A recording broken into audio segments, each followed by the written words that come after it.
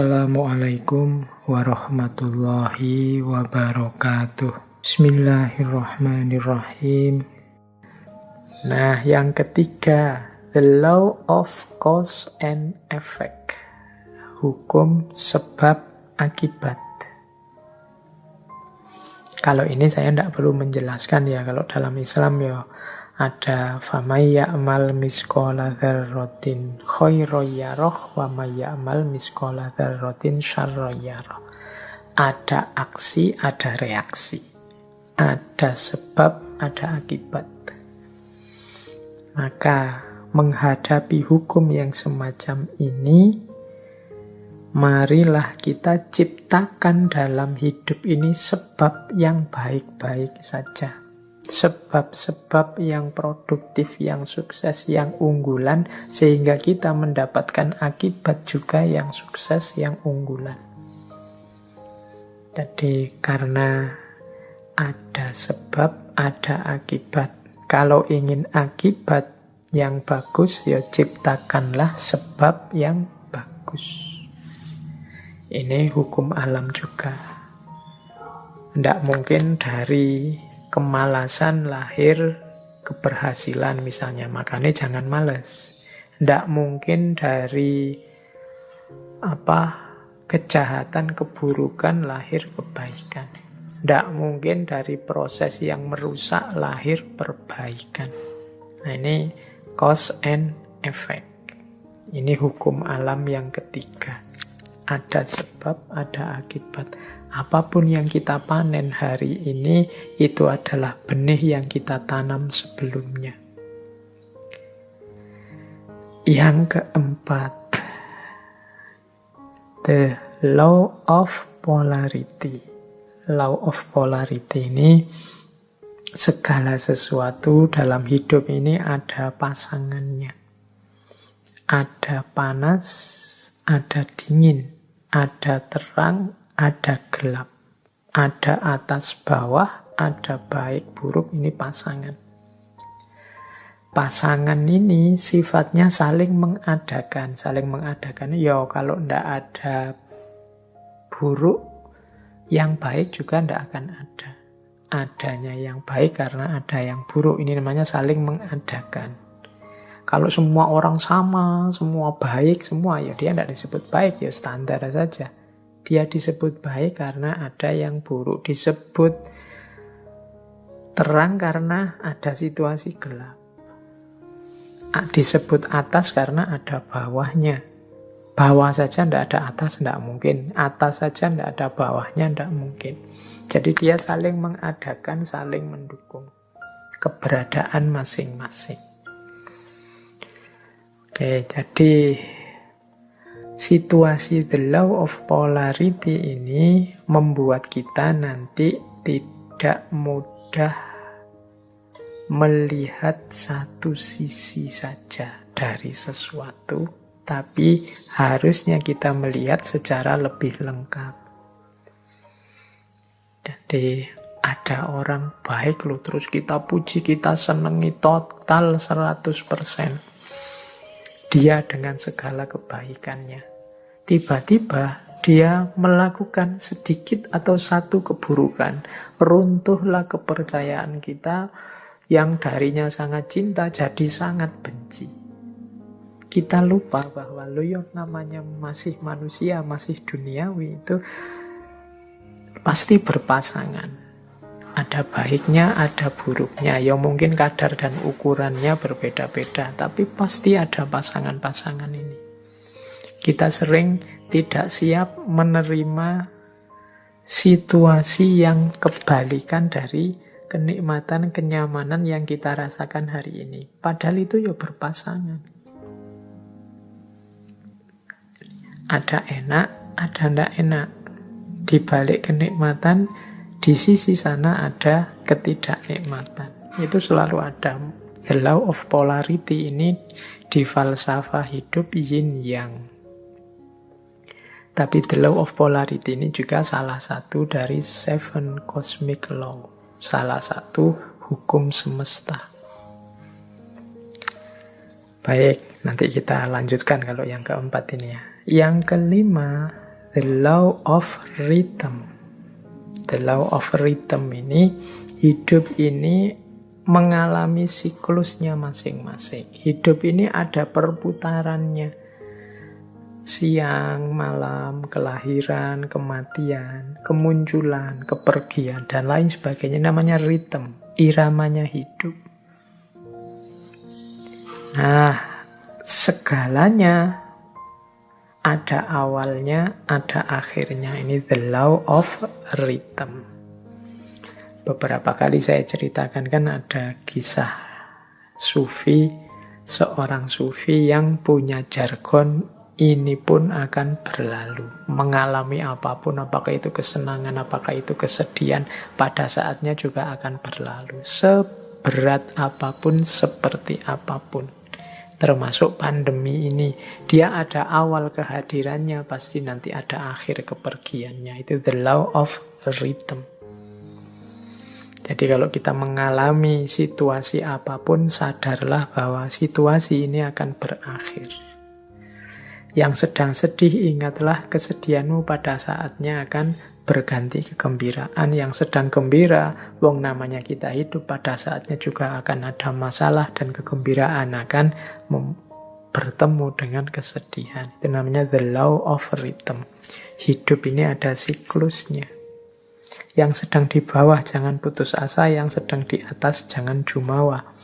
Karena kita ini berputar. Ini namanya the law of rhythm. Untuk the law of rhythm ini, baik, kita lanjutkan. Yang keenam, the law of gestation. The law of gestation itu bunyinya begini. Segala sesuatu perlu waktu untuk terjadi. Tidak ada yang ujuk-ujuk sempurna. Tidak ada yang ujuk-ujuk utuh. Segala sesuatu dalam hidup ini butuh proses. Perlu waktu. Jadi makanya kita kalau ingin sukses juga perlu kesabaran. Menunggu momen, menunggu waktunya. Karena segala sesuatu ada waktunya. Ada waktu menanam. Ada waktu memelihara, ada waktu memetik buahnya. Segalanya butuh proses. Tidak ada yang ujuk-ujuk setelah ditanam terus buahnya muncul. The law of gestation. Dan yang ketujuh, yang terakhir dari seven cosmic law adalah the law of transmutation. Segala sesuatu berubah. Jadi segala sesuatu, karena hidup ini di dunia pastinya dinamis. Segalanya berubah. Ini banyak kalau kita belajar filsafatnya dulu, filsafat Yunani yang terkenal Heraklitus itu ya segalanya berubah. Kecuali perubahan itu sendiri. Yang tidak berubah hanya perubahan. Nah, law of transmutation ini menyadarkan kita untuk menghadapi perubahan, merancang dan menyiapkan perubahan agar perubahan yang terjadi arahnya sesuai keinginan kita, membuat kita lebih baik, membuat kita lebih sukses, membuat kita lebih berhasil. Jangan biarkan perubahan liar tidak terkontrol. Baik, ini 7 cosmic laws. Ini alam semesta. Di level batinnya itu ada 7 mekanisme ini. Ini kalau menurut teorinya Walker Atkinson.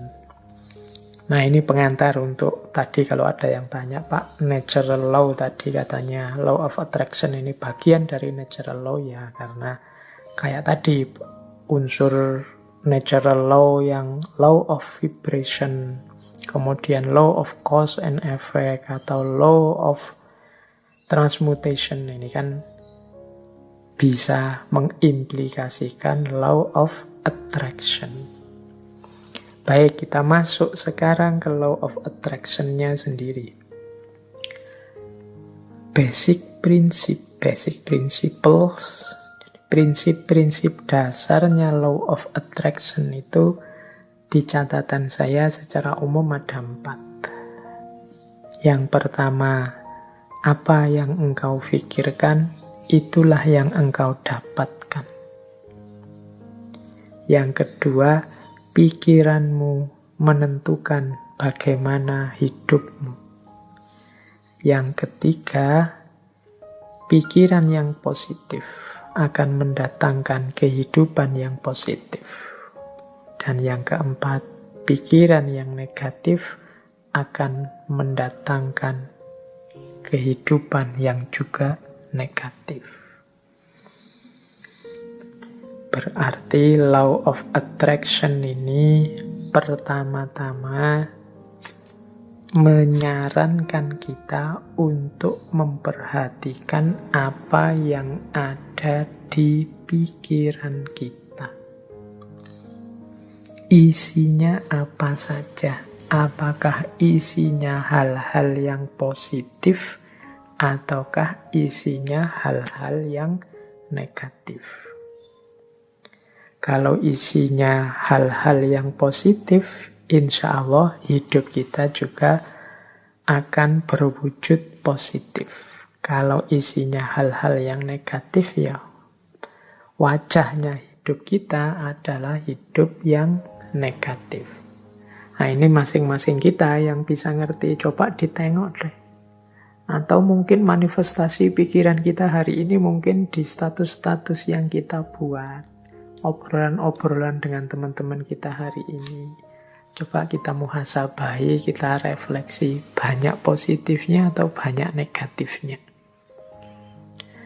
Makanya agama itu menyuruh kita serba husnudzon. Jangan suudzon. Husnudzon itu berarti mengisi pikiran dengan yang positif-positif. Maka hidup kita warnanya juga sesuai isi pikiran kita. Karena husnudzon, ya hidupnya jadi husn. Husn baik. Kebalikannya kalau suudzon, hidupnya juga akan termanifestasi jadi su. Pikirannya jelek, terus pikirannya negatif, terus curiga, terus ya sudah, hidupmu adalah hidup yang warnanya penuh kecurigaan. Hidup penuh kecurigaan itu kan hidup yang gelisah. Dari mana kegelisahan itu muncul? Engkau sendiri yang menciptakan. Dengan suudzonmu tadi, prasangka burukmu tadi. Coba tadi kamu prasangka baik, hidupmu jadi tenang. Dari mana ketenangan itu datang? Ya engkau ciptakan sendiri tadi, karena engkau suudzon. Ya bayangkan ya mudahnya, misalnya kalian mau naik kendaraan umum, naik bis atau kereta. Itu kalau pikiranmu serba prasangka buruk, jangan-jangan nanti dicopet, jangan-jangan nanti di tengah jalan keretanya tabrakan mogok, jangan-jangan pikirannya jelek terus. Maka kalian tidak akan bisa menikmati perjalanan. Sepanjang jalan mungkin kamu gelisah, ini jangan-jangan nabrak, jangan-jangan nanti ketemu orang jahat, jangan-jangan tidak tenang perjalananmu. Dari mana ketidaktenangan itu datang? Ya kamu awali dari pikiranmu sendiri tadi. Tapi coba engkau husnudzon, jadi pikiran yang bersih, tidak curiga, yakin dengan kenyamanan, keamananmu, ya perjalananmu nyaman.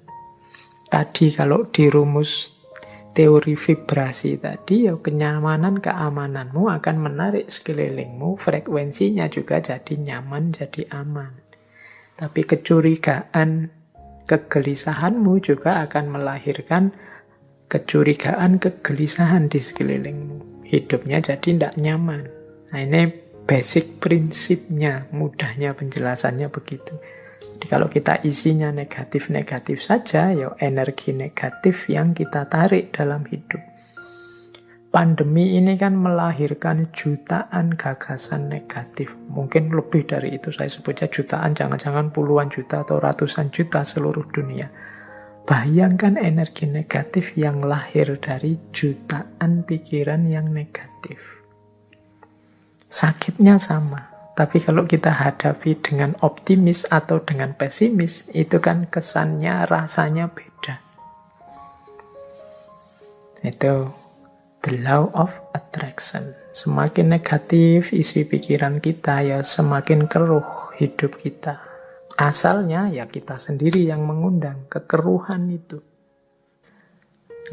Makanya ada quotes dari Napoleon Hill. Napoleon Hill ini juga tokoh spiritualis yang sering juga menulis buku-buku coraknya self-improvement atau self-help. Dia bilang begini, keep your mind fixed on what you want in life, not on what you don't want. Ini beliau ngasih tips. Simpanlah di kepalamu, isi saja dengan apa yang engkau inginkan, bukan apa yang tidak engkau inginkan. Contohnya misalnya tadi ya, mau naik kendaraan umum, kereta atau pesawat. Niatnya apa? Saya naik pesawat semoga aman. Ini lebih positif daripada saya niat naik pesawat semoga tidak tabrakan. Nah, ini kata-kata tidak tabrakan ini oleh Napoleon Hill disebut negatif. Jadi mending kita pakai kalimat yang positif untuk menghadirkan tadi energi dan vibrasi yang positif. Jadi simpanlah hal-hal yang positif di kepala, bukan hal yang negatif. Begitu kita, misalnya hari ini ada pandemi, ya mari kita berdoa semoga kita sehat. Bukan fokus pada semoga penyakitnya tidak menyerang kita. Itu ada tidaknya. Tidak itu mudahnya didefinisikan sebagai negatif. Nah, negatif-negatif ini ya akan berkumpul energinya di sekeliling kita. Jadi lebih baik menggunakan kalimat yang positif. Insya Allah Indonesia akan berhasil mengatasi pandemi ini. Insya Allah upaya yang dilakukan pemerintah akan sukses. Nah, ini menghindari kalimat-kalimat yang negatif. Jangan-jangan meskipun sudah begini masih belum sukses. Jangan-jangan itu kalimat-kalimat kekhawatiran, kalimat-kalimat negatif akan berpengaruh. Jadi kuncinya the law of attraction itu hindari pikiran-pikiran negatif, hindari pernyataan-pernyataan yang negatif.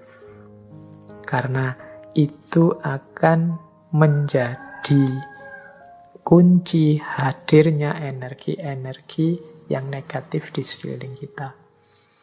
Itu ada quote juga yang saya bawa dari Henry Ford. Teman-teman mestinya kenal tokoh ini. Ini berhubungan dengan otomotif ini. Henry Ford. Ada quote yang terkenal sekali dari Henry Ford ini. Whether you think you can or you can't, either way you are right. Apakah engkau menganggap dirimu mampu atau tidak, dua-duanya benar. Kita akan sering menggunakan kalimat-kalimat yang mengekspresikan ketidakmampuan diri. Aku ndak bisa baca loh, aku ndak cakep loh, aku ndak bisa ngomong di depan publik loh, aku ndak bisa menari, aku ndak bisa berenang, aku ndak bisa menyanyi. Ya sudah, karena kita sendiri deklarasi kita ndak bisa, ya akhirnya ya kita memang ndak bisa. Padahal kalau mau kita bisa kok. Saya ndak bisa Pak ngomong di depan orang banyak, jadi ya iso. Cuma karena sudah merasa ndak bisa, ya selesai dengan ketidakbisaanmu. Saya ndak bisa Pak kalau harus menyanyi itu, saya menyanyi itu trauma sekali. Mungkin ya bisa, kalau kamu mau belajar tetap bisa. Semua orang mungkin ya bisa nyanyi.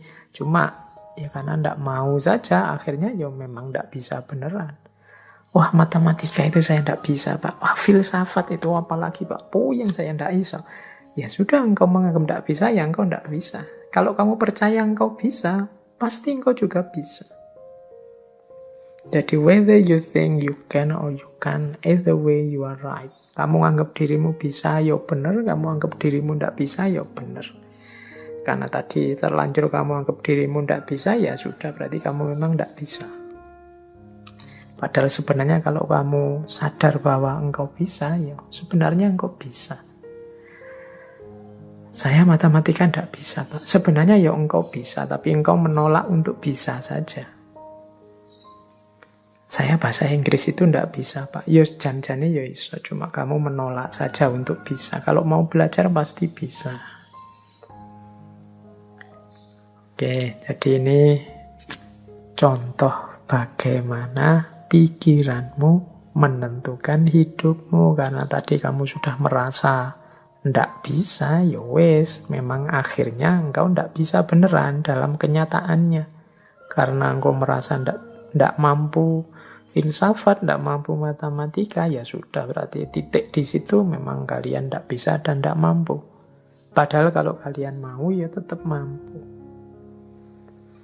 Ini Henry Ford. Makanya menurut saya gunakan kalimat-kalimat yang lebih positif.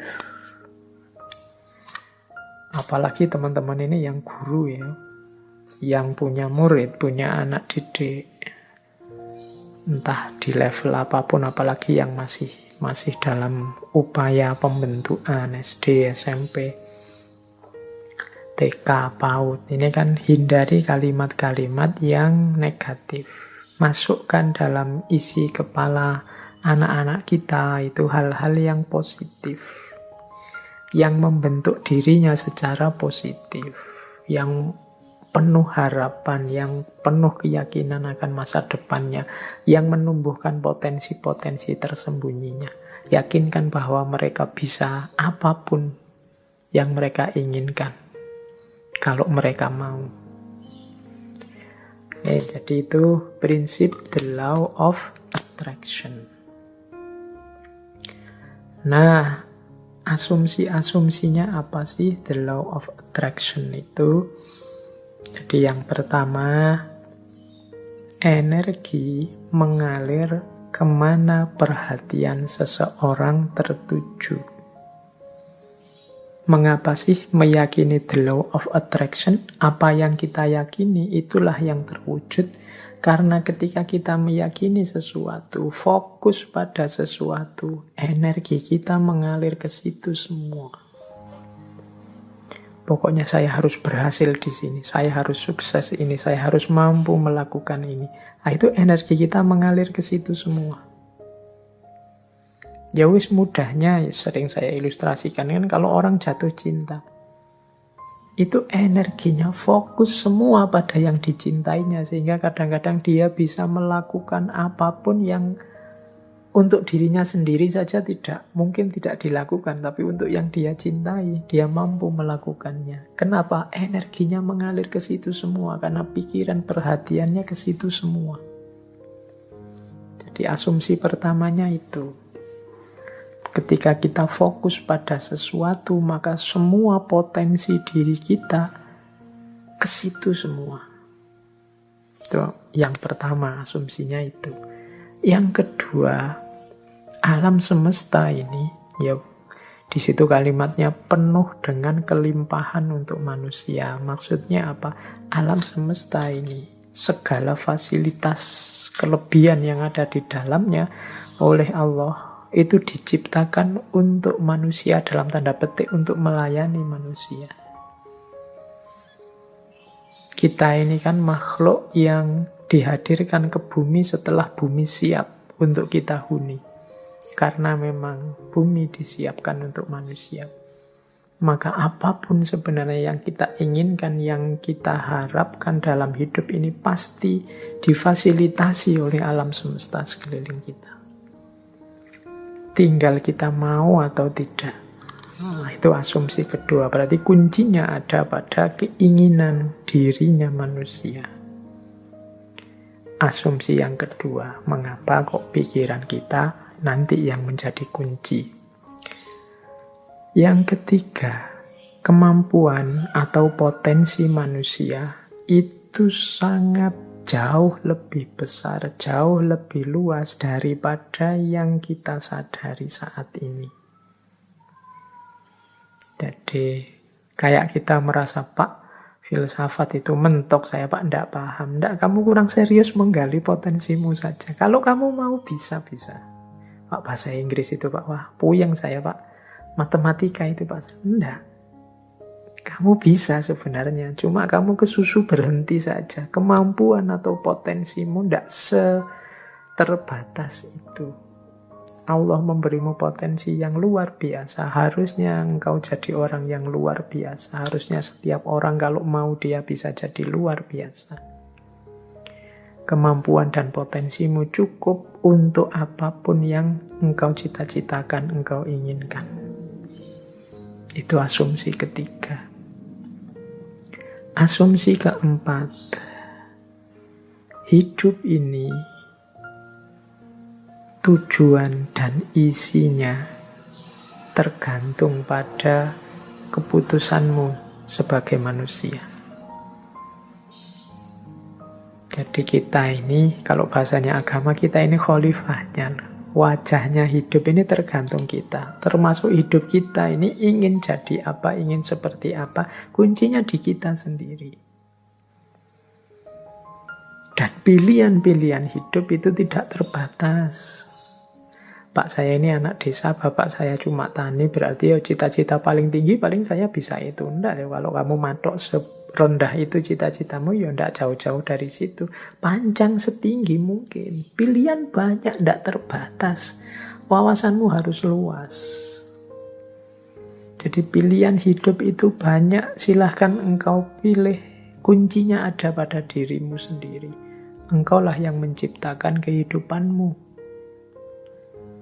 Jadi rentetan asumsi ini, energi itu mengalir, fokusmu kemana tertuju. Kalau engkau fokus hanya pada hal-hal itu yang sepele-sepele, yang biasa-biasa saja, ya hidupmu akan terbentuk secara sepele dan biasa-biasa saja. Tapi kalau engkau fokus pada hal-hal besar yang luar biasa, ya hidupmu akan terbentuk secara luar biasa. Jangan takut, alam semesta pasti menyediakan semua fasilitas yang engkau butuhkan. Kuncinya hanya ada pada dirimu, mau atau tidak, siap menggali kemampuanmu sendiri atau tidak, berani memilih, memutuskan atau tidak. Apapun yang engkau putuskan, engkau pasti mampu mewujudkan dan alam semesta akan membantumu dan energimu akan fokus ke sana untuk melahirkannya. Ini asumsinya dari The Law of Attraction.